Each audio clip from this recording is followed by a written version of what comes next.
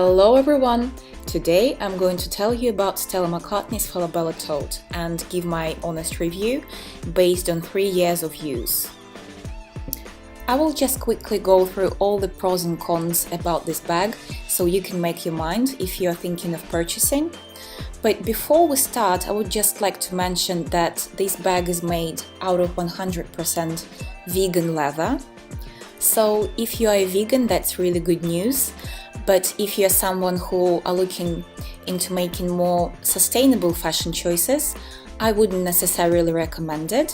What I would recommend though is buying second-hand, no matter real or vegan leather. That's what I did myself. I bought this bag second-hand and I will link the website down below so you can check it out as well. So this bag is actually older than 3 years because someone has been using it before.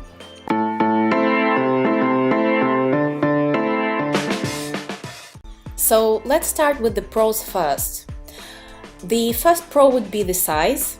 I chose the largest Falabella size, and that's because I usually like taking everything with me when leaving the house, including the kitchen sink. And if you're like me, you will like the size of the bag too. Now let's see what actually fits inside large Falabella. And that will be 15 inches MacBook Pro, one small camera, one notebook, one purse, a pair of sunglasses, and small miscellaneous items. Another pro of this bag for me is its design. Now, it might be a personal preference, but I find the design of Falabella really sleek and simple, and I feel like it goes with almost everything in my wardrobe.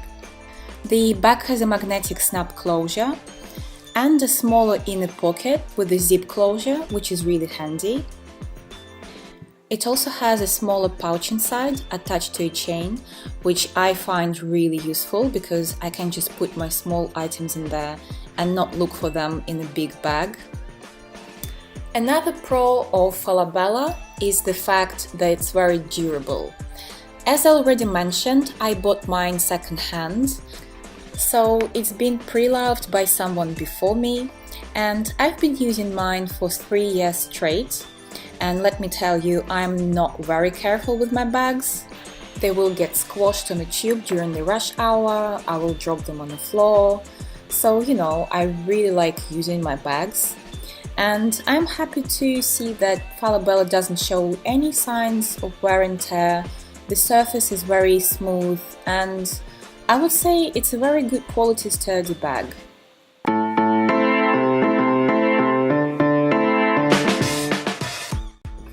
So let's move on to cons. And the first one I would like to mention is that the bag is really quite heavy.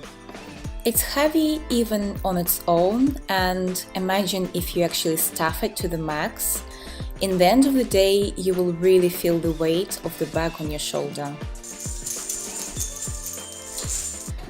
The other con of this bag, it's quite noisy. The chains rubbing against each other create a rather clucking noise, and if you don't mind that, you're fine. It's actually quite easy to get used to. Just bear in mind before buying this bag, it will make some noise. And another con of this bag I notice usually during summertime when I wear spaghetti strap tops. That's when I notice that the chains dig into skin and leave marks. And apart from that, I would say that the chains are really quite rough on the naked skin too.